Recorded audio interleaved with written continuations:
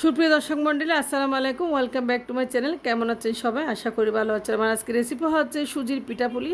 তো এরকম চালের গুঁড়া সুজি দিয়ে পিঠা বানিয়ে আপনারা মাস জুড়ে রাখতে পারেন বয়ম ভরে, যখনই ইচ্ছা করবে তখনই খেতে পারেন। চলে যাচ্ছে মূল রেসিপিতে।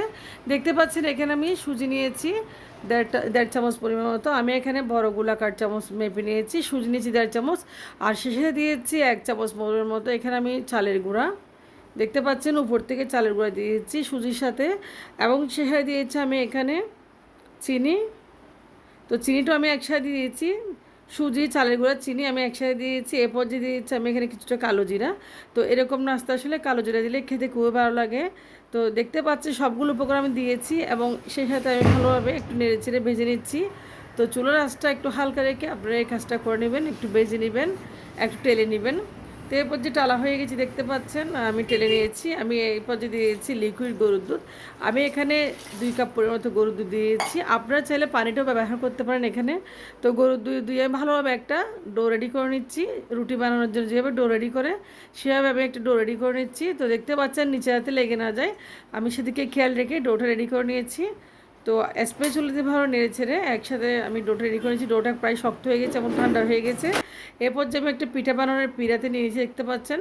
তো ডোটা আমি ভালোভাবে একটু হাত দিয়ে একটু ময়ান করে নিয়েছি দেখতে পাচ্ছেন। আমি একটা গোলাকার শেপ রুটির জন্য একটা রুটি বেলানোর জন্য একটা শেপ দিয়ে নিয়েছি। তো এরপর যে দেখতে পাচ্ছেন আমি একটা রুটি বেরিয়ে নিচ্ছি। তো রুটিটা যেরকমই হোক কোনো সমস্যা নেই, গোল হোক লম্বা হোক কোনো প্রবলেম নেই। তো আমি একটা ছাঁকনি দিয়ে দেখতে পাচ্ছেন একটা একটা শেপ দিয়ে নাস্তা বানিয়ে নিচ্ছি। তো এই নাস্তাটা আসলে বাচ্চারা খুব পছন্দ করে, বাচ্চারা টিফিনেও নিতে পারেন। একদম শুকনো নাস্তা, দীর্ঘদিন আপনারা রাখতে পারেন বয়মে করে, কোনো সমস্যা নেই। নাস্তাটা কিছুই হবে না, যেরকম নাস্তা সেরকম হয়ে থাকবে।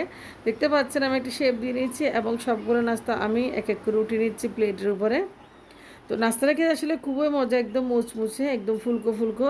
তো বাচ্চারা বিস্কিট খেতে চান অনেক সময়, আপনারা চাইলে বাচ্চাদের বিস্কিটের পরিবর্তে এই নাস্তা বানাতে পারেন। তো দেখতে পাচ্ছেন সবগুলো নাস্তা বানানো হয়ে গেছে, আমি নাস্তাগুলো বানিয়ে নিয়েছি। এরপর যে আমি এখন চলে যাব চুলায়। আমি কিছুটা তেল গরম করে রেখেছি আগে থেকে দেখতে পাচ্ছেন। তো তেল যখন হালকা গরম হয়ে গেছে এরকম একটা খালো কড়াইতে আপনারা নাস্তাগুলো বানিয়ে নেবেন, খুবই সুন্দর হবে। দেখতে পাচ্ছেন নাস্তাগুলো বানানো হয়ে গেছে, খুব সুন্দর একদম ফুলকো ফুলকো মুচমুচে। আপনাদের দেখাচ্ছি নাস্তার কালারটা সুন্দর হয়েছে দেখতে পাচ্ছেন। তো অল্প তেলে নাস্তাটা ভেজে নিয়ে যায়, আমি বাকি নাস্তাগুলো এভাবে বানিয়ে নিব দেখতে পাচ্ছেন। তো বাকি নাস্তাগুলো বানানো হয়ে গেছে, এবার সবগুলো নাস্তা বানিয়ে নিয়েছি। এখন একটা সার্ভিং ডিশে নাস্তাগুলো নিয়ে আপনাদের দেখাচ্ছি দেখতে পাচ্ছেন। এই নাস্তাগুলো খুব মুচমুচে হয়েছে। তো আশা করি আজকে ভিডিওটা আপনাদের কাছে ভালো লাগবে। ভালো লাগলে আমার চ্যানেলটি সাবস্ক্রাইব করে রাখবেন, পাশে দেখা বেল বাটনে ক্লিক করে অল নোটিফিকেশন অন করে রাখবেন। দেখতে পাচ্ছেন নাস্তাটা খুব সুন্দর হয়েছে। এই নাস্তাটা আপনারা কুটায় বইয়ে ভরে দীর্ঘদিন রাখতে পারেন, কোনো অসুবিধা হবে না। আপনারা চায়ের সাথে খেতে পারেন সকাল বিকাল। তো আপনারা ভালো থাকবেন। আল্লাহ হাফেজ, আসসালামু আলাইকুম।